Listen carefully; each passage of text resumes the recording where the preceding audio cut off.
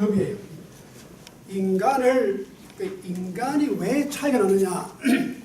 그 사람은 다 이렇게 평등하기를 원하는데 그 공자가 사람마다 다 다르다. 그 차이를 인정했는데 그 차이가 어디서 오느냐?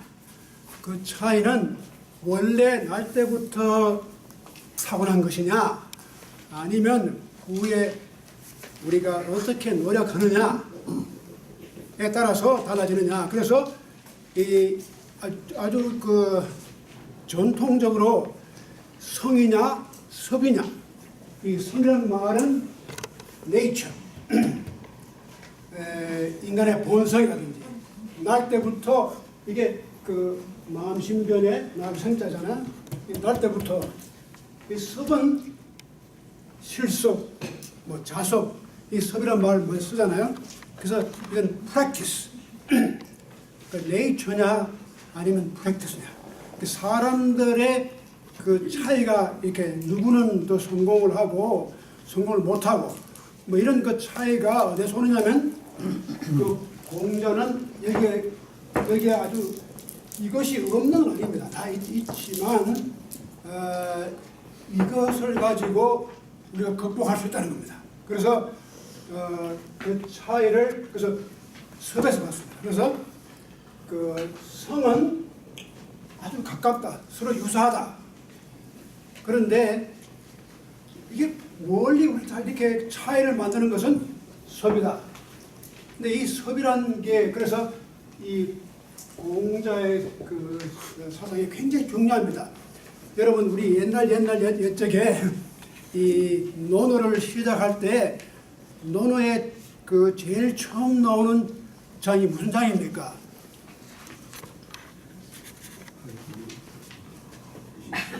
하기시사.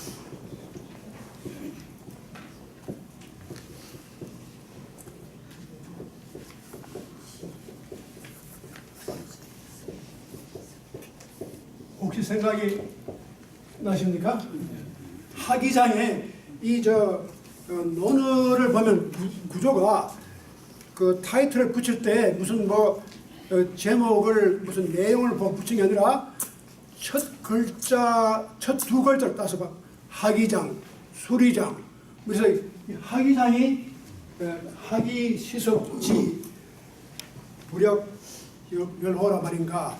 그래서 이제 하기장을 이제 제일 처음에 뒀는데 이 배우고 때에 따라서 익힌다. 그러니까 섭이라는 게 그 실습하고 익히고 자기 것으로 만들고 하는 것이 섭입니다. 그래서 이 하기장의 이 섭자가 굉장히 그 첫머리에 등장하거든요. 배우고 때를 따라 익히니 즐겁지 않느냐. 근데 이게 참 저는 이걸 볼 때마다 느끼는 게 있는데 여러분 뭐 교회 나가시는 분들이 많고 기독교인들이 이게 많지만 우리가 구약 성서를 보면은 성경 가운데 제일 첫 권이 무슨 책입니까? 구약 제일 처음에 나온 책이 창세기거든요. 왜 창세기를 부르냐면 Genesis, in the beginning, 창세. 그래서 창세란 말 붙인 거예요. 그러니까 그 제네시스란 말이 시작이란 말이거든요. 요즘 우리 한국 자동차가 뭐 제네시스가 나오는데 그게 시작, in the beginning. 그러니까 첫 글자를 따가지고 제네시스 붙인 겁니다. 근데 그래서 둘 다가 이 편집자들이 그 아이디어가 이 처음 나오는 글자를 따가지고 제목을 붙인다. 그래서 이제 제네시스가 나오고 여기는 하기장이 나오는데 둘을 비교하면 참 재밌어요. 이 창세기를 읽으면은 태초에 하나님이 천지를 창조하신다. 아주 웅장하잖아요. 굉장히 아주 뭐 이거 드라마틱.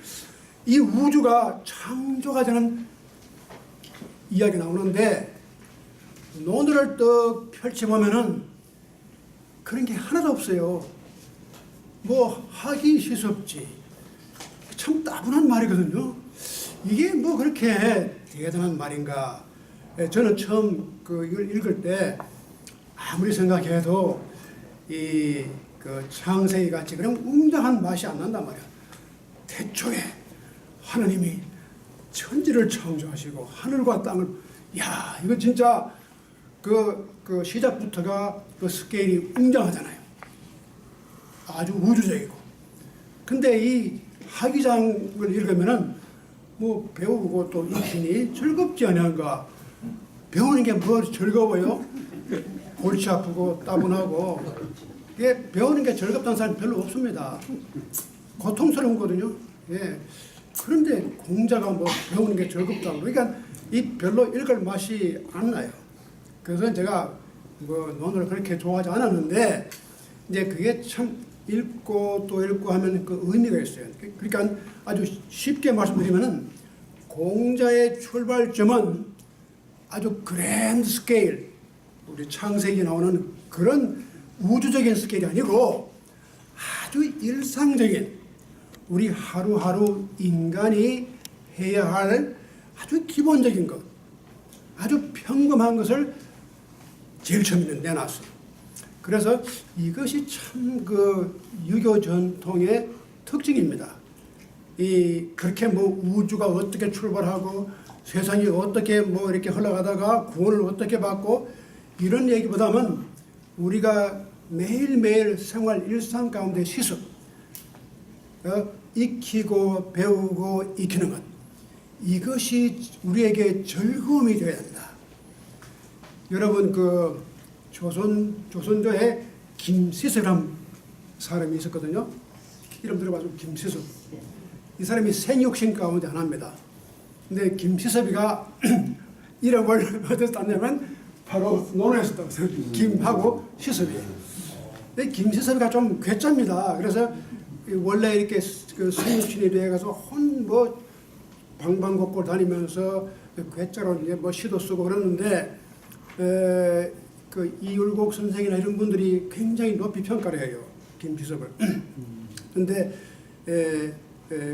그분들이 그런 그 논어의 영향을 받아가지고 이 시섭이다 붙였는데, 그래서 유교 문화권이 일상생활 가운데 우리가 무엇을 배우고 또 무엇을 익히느냐, 이것을 가장 중심적으로 생각했던 건 참 놀라운 일이에요. 왜 그렇게 아주 그랜드 스케일 우주가 어떻게 이루어지고 어떻게 그런 것이 그렇게 문제가 되지 않았어요. 우리가 어떻게 살아가느냐. 유교 사상의 기본적인 그 방향이 인간이 인간으로 태어나서 우리가 무엇을 배워가지고 어떻게 우리가 잘 익히느냐. 이것 하나만 잘 해도 여기에서 인간의 살 길이 보인다. 이런 얘기예요. 그러니까 이게 그 시섭이라는 말이 상당히 중요합니다. 근데 제가 왜 그 유교의 교육 철학하고 이걸 연결을 시키냐면 이게 좀 최근에 와서 여러 가지로 학자들 간에 여러 가지 논란이 있는데, 그 중에 하나가 뭐냐면은 우리 지금 세계 문화권을 이렇게 분류해 보면은 유럽이나 미국을 중심으로 이 북미주라든가 미국을 중심으로 하는 그 기독교 문화권이 있고, 또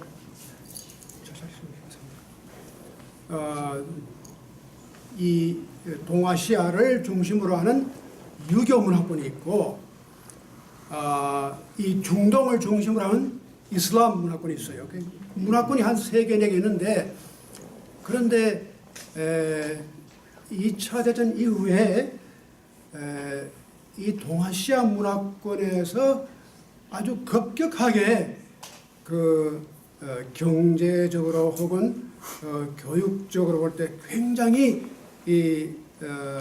빠른 이 성취율이 높아요. 그래서 왜 이렇게 이 동아시아 문화권에서 이렇게 갑자기 성장을 했을까? 근데 이제 예를 들어서 벌써 30년 전만 해도 일본이라든가 홍콩이라든가 싱가포르라든가 타이완, 그리고 이제 한국이 지금 일어나고, 그때는 아직 중국이 아직도 뭐 잠잘 때인데, 근데 이걸 이제 살펴보니까 여기에 공통점이 뭐가 있느냐? 동아시아권의 문화적으로 공통점이 있는 것이 유교 문화권이다. 그래서 이슬람 문화권하고 유교 문화권하고 기독교 문화권하고 불교 문화권, 문화권이 다 다른데 유독이 유교적인 문화권에서 아주 급격한 발전을 하고 있다. 이런 이야기를 한 사람들이 꽤 있는데, 그 중에 이제 아마 처음으로 한 사람이 에즈라 포글이라고 하버드에 있는 분이 1990년대 초에 이미 그런 책을 냈어요. 그래서 포 드래곤, 타이거 이런 말 쓰잖아요. 그래서 일본하고 한국하고 타이완하고 싱가포르, 홍콩, 그리고 지금은 중국이 부상하고 있어요. 이게 공통적인 가치관이 유교적인 가치관이다. 그래서 유교에 우리는 그런 문화권을 잘했지만 우리는 모르죠. 그런 영향을 받았는지 안 받았는지 모르는데, 다른 사람들이 볼 때는 이 유교 문화권에서 자라나는 이 학생들이 굉장히 우수해요. 뭡니까? OECD인가? 거기 30몇 개국이 속했는데, 테스트하면 싱가포르, 홍콩, 타이완, 일본, 한국, 이 높잖아요. 그래서 항상 오바마가 막 칭찬하고 그러는데, 그게 다 좋은 건 아니지만, 약간 거기도 문제가 있긴 있는데, 그러나 볼 때 이제 교육학적으로 볼 때, 어쨌든 간에 이렇게 우수한 이 점수가 많이 나오니까, 이것도 이제 다른 문화권에 비해서 왜 이렇게 이 유교 문화권에서 많이 이렇게 성장하느냐, 이런 것도 이제 논의를 하는데, 역시 유교 문화가 가지고 있는 교육에 대한 강조, 사람은 나서 배워야 한다. 우리 어릴 때부터 우리 한국에서 자랄 때 유교를 알든지 모르든지 하나는 분명해요. 무조건 배워야 한다. 교육열이라는 게 이게 때로는 너무 지나치게, 그래서 치맛바람, 맹자의 삼천지교듯이 한국에도 얼마나 자기 자녀들을 교육시키기 위해 가지고 부모들이 물불을 안 가리고 투자를 하거든요. 그래서 그런 것이 이런 생각이 어디서 왔을까? 근데 이제 그걸 거슬리고 올라가면 대개 다 근데 공통적으로 유교 문화권에서 이제 온 것이라 그래 보거든요. 그래서 유교 문화권이 learning 배움을 가장 강조했기 때문에 논의 첫머리가 학위, 배움부터 시작하는 거. 그 다음에 시속, 배우고 익히는 것. 이것이 인간의 가장 최상의 가치, 목적이다. 이런 것을 강조한 것이 유교 문화권이다. 그렇게 이제 보는 사람들이 꽤 많습니다. 요즘 와서. 그래서 유교가 가지고 있는, 물론 우리는 한국의 유교가 가지고 있는 나쁜 점을 너무 많이 알기 때문에 별로 그렇게 유교에 대한 고마운 걸 모르지만, 이렇게 객관적으로 보면은 이 동아시아 유교 문화권에서 이런 배움에 대한, 그리고 배운 사람에 대한 존경 같은 이런 것이 역시 유교 문화권에서 나왔다고 볼 수 있죠. 그런데 요즘은 이것이 다 배운다는 것이 너무 그냥 출세를 하기 위해 가지고 배우는 게 되어버려 가지고 좀 원래 유교의 목적은 출세하고 무슨 자기가 돈을 잘 벌고 좋은 직업을 가지고 그런 목적으로 배우는 것은 아니었거든요. 근데 지금 이게 변질이 돼 가지고 하나의 교육은 하나의 수단이에요.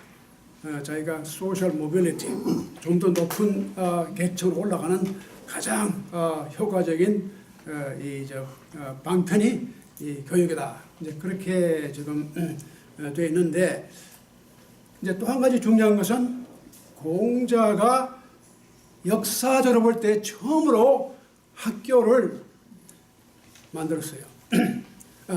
저 학교를 만든 사람만 플라톤이라든가 뭐 아리스토텔 다 있는데 이 공자가 공자가 좀 달라요. 공자는 그렇게 옛날에는 학교를 만든다거나 뭐 가르치는 것은 굉장히 국한된 사람들에게 주어진 프리빌리지. 아무나 그 배울 수 없습니다. 어떤 특정한 그 왕실족이라든가 뭐 이렇게 굉장히 귀족 계급에서 배움이 가능했지 일반 평민들은 배울 수가 없었거든요. 근데 공자가 처음으로 역사적으로 볼 때는 2500년 전에 퍼블릭 에듀케이션, 이게 배움은 누구에게나 다 가능한 거다. 그래서 자기가 그 가르치는 사람들을 아주 완전히 오픈했어요. 뭐 수능 시험 보는 것도 아니고 뭐 SAT 스코어 보는 것도 아니고 리콰이먼트가 전혀 없어요. 이게 참 놀라운 거예요. 그러니까 그당 2500년 전에 그 당시에 뭐 글을 배운다거나 뭐 배우는 것 자체가 그렇게 특정한 계급만이 할 수 있는 그런 아주 특전인데 불구하고 공자가 그걸 파괴시켜서 배움은 누구에게나 다 어베일러블 해야 된다. 그래서 공자는 한 번도 그 신분에 따라 가지고 제자를 받은 적이 없어요. 근데 단지 리퀘어먼트가 뭐냐면 내 제자를 오려면 한 가지 그게 그게 뭐냐면 올 때 드라이 미트 육포나 생선포나 이거 한두 개 가지고 돌아와. 이게 리퀘어먼트, 이게 투이션이에요. 요즘 대학의 투이션이 얼마나 뭐 해마다 올라가지 않습니까? 이거 정말 이